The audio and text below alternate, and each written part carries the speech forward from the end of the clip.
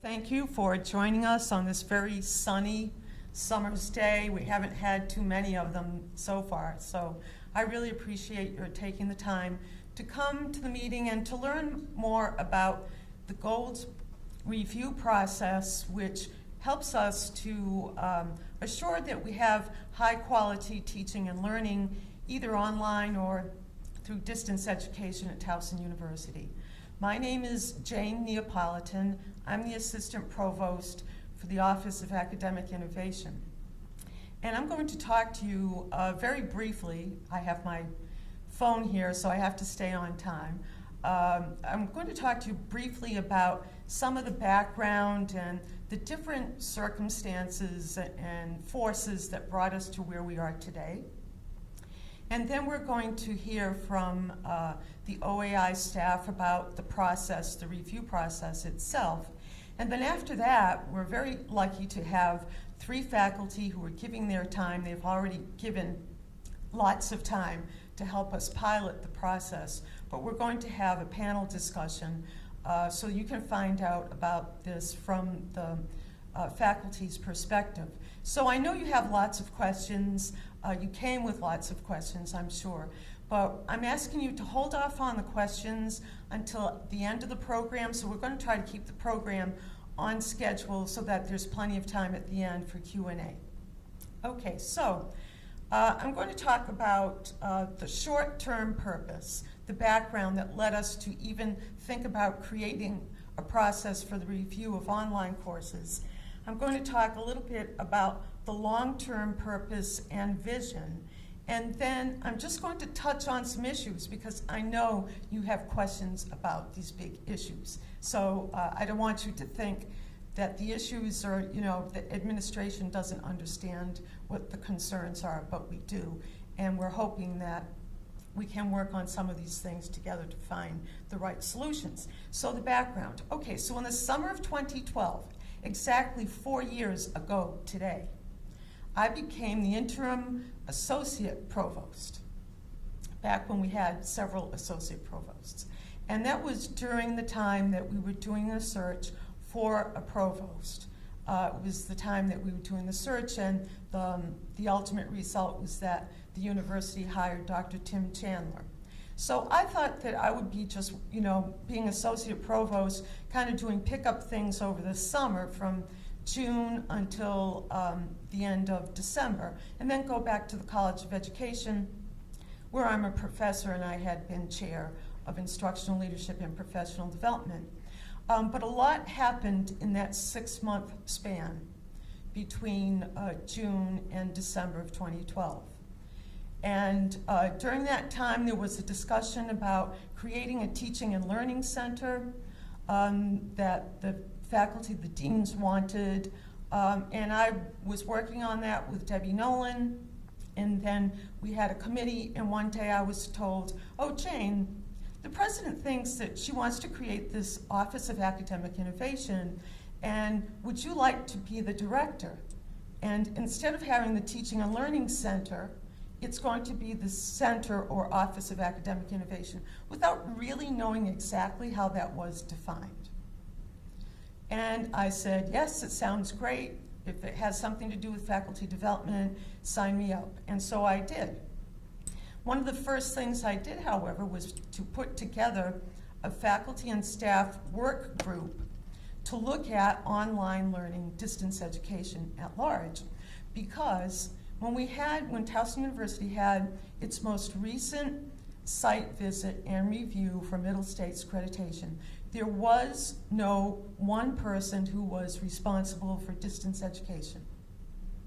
So, distance education is the big category, and that includes like Ivan, WebEx, in real time, and it also includes online, whether it's synchronous or asynchronous. It's all under that one big umbrella.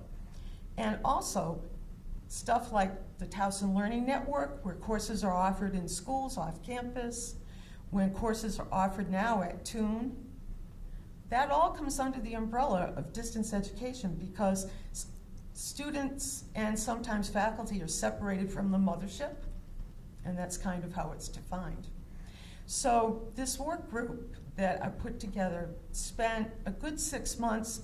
I see David Weiser is here, and David Robinson. They both helped with this process, where we produced a very thick document about all the best practices in distance education. The status of distance education at Towson University. It had not been written in one place, sort of the history of it, and what our recommendations would be for going forward. And so our vision was to really think about faculty development, that faculty should be prepared to teach in the online environment. What we did not think about as a part of that work group was accreditation, compliance, those kinds of issues. And so when the time came about 1.5 years ago for OAI to begin to put together a process, our initial idea was to think about faculty development and preparation. But that bumped up against what the provost's office was dealing with, and specifically the Office of Accountability. They were dealing with the fact that Middle States will be doing an off-site visit to our campus. They're going to do a virtual visit, by looking at our website and online documents. It's follow-up to 5 years ago, in which we now have to demonstrate that we are looking at the quality of the courses. Number one, do the courses that are offered in some alternative form meet the same number of hours and minutes that you would have if a person were taking a face-to-face course on campus? So many of you are shaking your heads. You've had to deal with this over the past few months, which seems like an onerous task. However, that's step one in demonstrating that we do know and can be held accountable for what we're offering in an alternative format. So our office regrouped and then came up with a plan for the review of courses that would be rigorous, but that would also be collegial. And it would be based on Quality Matters, which is one of 2 national organizations. There's Quality Matters that looks at distance education, online in particular, from a standards approach, standardizing the courses and standardizing not the content but the design. And then the other side is the Online Learning Consortium. It used to be called Sloan C. They were one of the first big organizations in the online environment. They're really looking at professional development. So both of those organizations are taking a slightly different approach. So we went with Quality Matters because we had to look at the courses, and we had to show that there was some kind of a process in place. And this also prompted me then to have to write a 5-year strategic plan for online learning. Not so much about building up more online learning. That's not our purpose. Our purpose is to ensure the quality of what we already have in place. So I don't have an agenda to build more online courses, more programs. That's not the purpose of what we're talking about today. The purpose is, look, we have over 125, more like 150 unique courses that are being offered online without any kind of an agenda or incentive to do so. It just naturally occurred. We also have 18 programs, either master's degrees or post-baccalaureate certificates, and 1 undergraduate degree, fully online or fully through distance education. Those programs also need to be helped in terms of making improvements and, most importantly, giving them support. So what we're talking about today is about support for quality teaching and learning for all our students, regardless of where they are. And there is some research that shows that faculty who are very much engaged in course design and course facilitation online begin to use those same practices in their face-to-face teaching. So there is a spread of effect, and there are studies that demonstrate that. So we don't, at the moment, have a teaching and learning center, but we do have a process for helping faculty learn more about course design and learning how to facilitate it and how to give students feedback. And that can be applicable in any modality that we teach in. So the long-term vision is to really create expertise within each of the 6 colleges. Now, 3 years ago, when I first started talking to the deans about the Office of Academic Innovation, what would it look like? The idea of having a faculty, a fellow, like a technology fellow or an innovation fellow, came up. And I think that the deans at the time thought it was a good idea, but this takes resources. Who's going to put up some money in order to buy up time for someone to do that? So we haven't done it. But now this idea is coming back around again, and I think that by building expertise in the colleges, and you'll hear more about the numbers of faculty who have gone through this process, I think we have some critical mass there.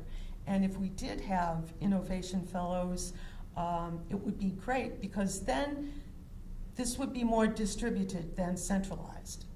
It really needs to be both. There needs to be some centralization in order to coordinate things and to make sure that we are addressing the needs for compliance and accreditation. But the actual practice could be distributed in the colleges once we have a critical mass of faculty involved. So that's really the long-term vision. And then finally, the issues, you already know them. Workload. How does this fit in with workload? Because it's great, it's exciting, it's interesting, but it's a lot of work. And I've already been asked by some faculty, well, I promise I want to become a certified peer reviewer, but you will write me a long, lengthy letter, detailed, that I can give to my promotion and tenure committee. I can give it to my chair, to my dean, so that they'll understand how much time and effort I put into this. Oh, and by the way, is this service or is this scholarship of teaching? Is this the scholarship of application? Does this fit into the Boyer model? Are we using the Boyer model? So those are some of the burning questions, because whenever we begin to modify or tinker with faculty's roles, it has implications for all of these other things, especially the policies that for promotion and tenure, but the policies that affect the accountability system and the reward structure. So we will definitely talk about this later, so save those questions, okay? Because I really want to get into the heart of what it is that we're doing. And so now I'm going to turn the program over to LaTanya Dyer and Joe Brightman. Thank you.